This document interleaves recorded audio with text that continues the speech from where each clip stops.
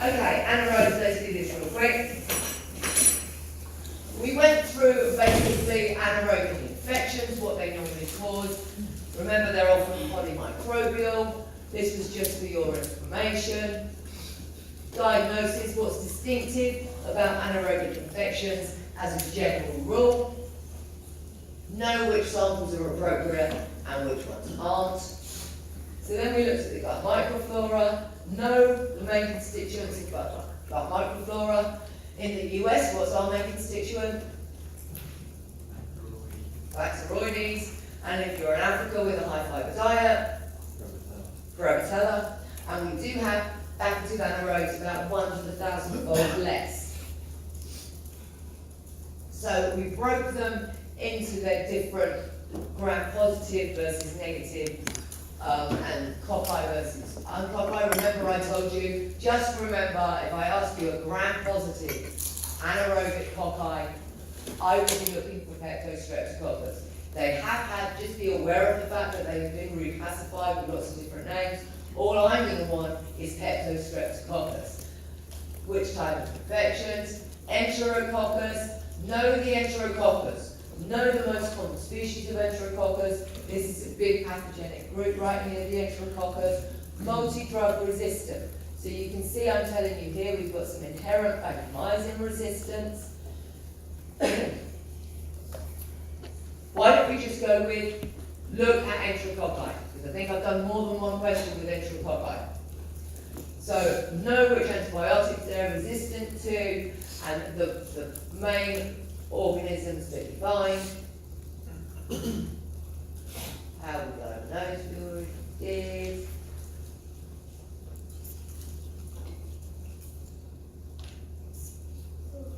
I can say this time here, I don't ask you anything about Listeria in exam 2. Gram-positive rods, lactobacillus. Don't ask you anything about that. Don't ask you about Eubacterium. Negative anaerobes. So know which ones these are. This is a bigger group here, the gram-negative anaerobes. Remember which ones they are. Often part of the normal microflora, particularly the case with the periodontal pathogens, for example. The cocci was Vionella, and that was the only one. So gram-positive cocci is Peptostreptococcus, gram-negative cocci is going to be Vionella. So the cocci, really easy to remember. So Bacteroides, we're looking at the rods now. Remember these ones, they grow rapidly in culture with bile. Know the most common one and how they cause infection. Part of the normal flora, so know that Bacteroides is in the oral cavity. Prevotella, same thing again, we looked at, so the oral cavity, so they're in the oral cavity, and there's 3 species of Prevotella that are actually orange complex, so be aware of Prevotella, particularly this one, where I tell you it's got a role in chronic periodontitis.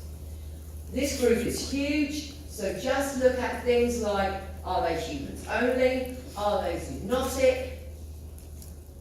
Look at the different diseases they cause. So here, know whether they're part of the normal gastrointestinal flora. These are facultative anaerobes, remember. So, primary pathogens, know which ones are primary. Human only, right here. Motile, except. So know this slide would be a good one to know. Endotoxin, you know that lipid A is basically responsible for most of the toxicity. Enterotoxin, Shigella. What is going to be key about Shigella?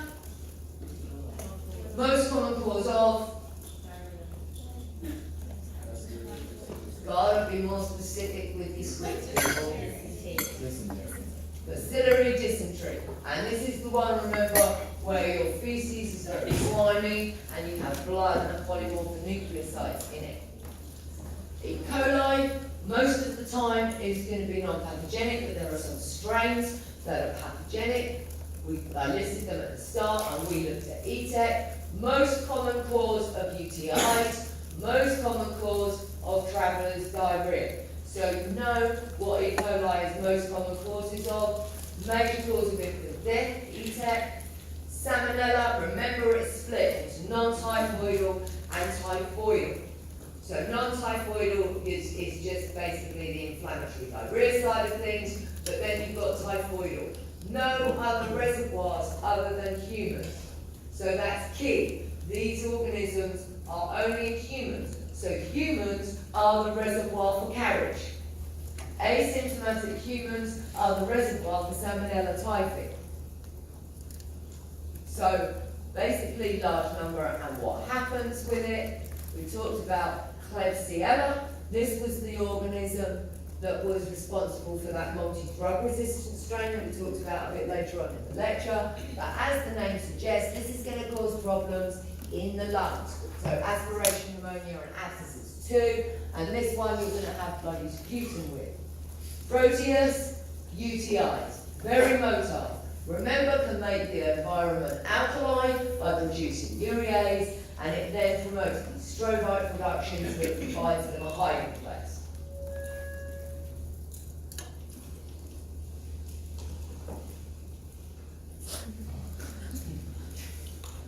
And just remember, they're the other one of the fives, and we talked about this particular case that was Klebsiella pneumonia.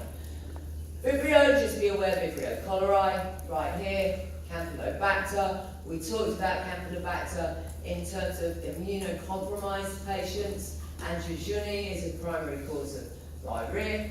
Helicobacter, again, produces urease. We know these are highly associated with ulcers and duodenal ulcers, but also highly associated with stomach cancer. We have our cute little fella here, peeing, so you know he produces urease, he's a rod, and he's motile. And you need combination therapy to get rid of Helicobacter pylori. Pseudomonas, this was the one highly associated with cystic fibrosis lungs, so this is immunocompromised. And Pseudomonas aeruginosa is one of those that if you get high numbers of levels of burns over your body, this is one of those that's very, very problematic for those two.